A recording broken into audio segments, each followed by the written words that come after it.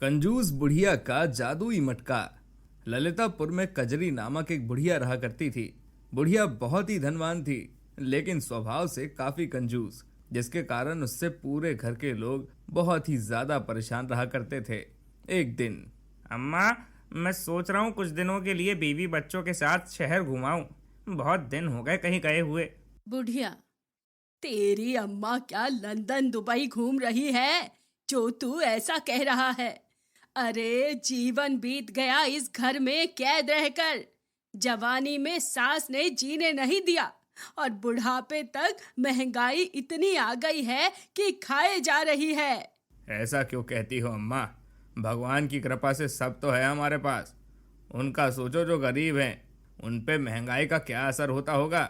मुझको ज्यादा ना सिखाओ, जाके अपना काम करो और शाम को सारी कमाई मेरे हाथ में लाके दो।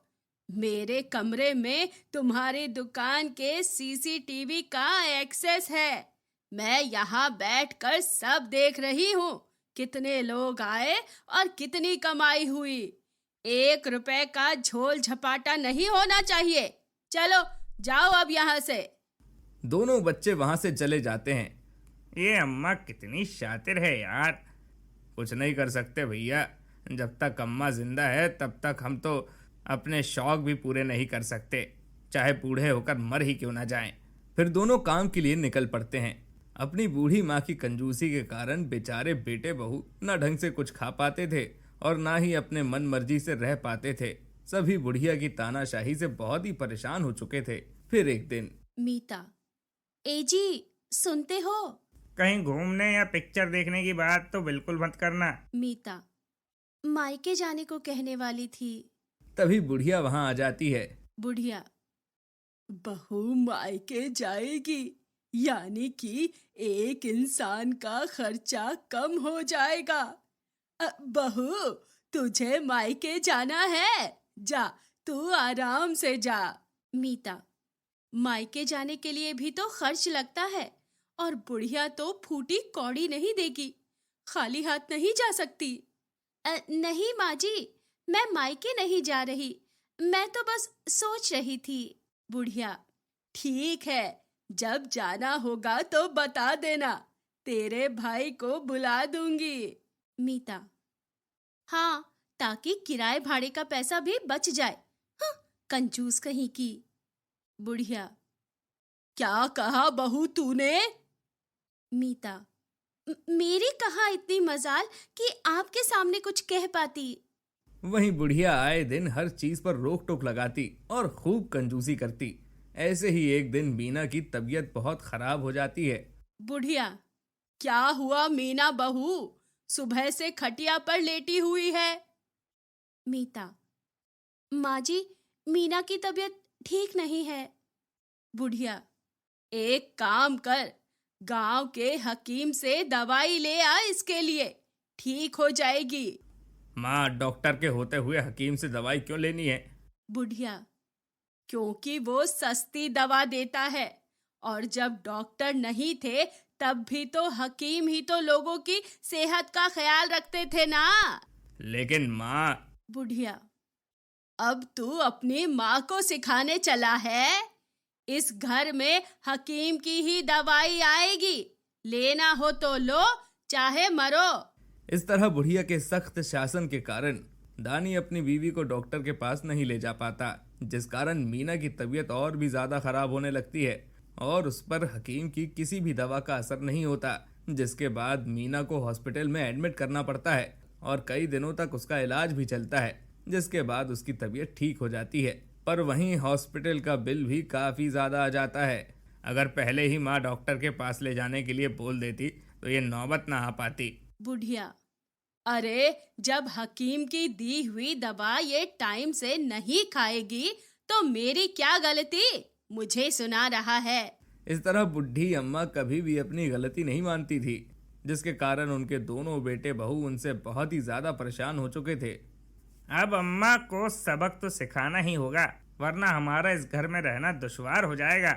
फिर एक दिन, अम्मा, ओ अम्मा, ये देखो मैं क्या लाया हूँ। बुढ़िया, ये क्या? ये मामूली सा मटका? मामूली नहीं, जादुई मटका है। आप इससे जो भी खाने को मांगोगी ये हाजिर कर देगा, और जो भी सामान मंगाओगी ना ये तुरंत आपको वो चीज लाके दे देगा। वहीं अगले दिन मीना, अम्मा दाल खत्म हो गई है। बुढ़िया, एक काम कर, जो भी चाहिए उस मटके में हाथ डालकर निकाल ले। फिर बहू ऐसा ही करती है।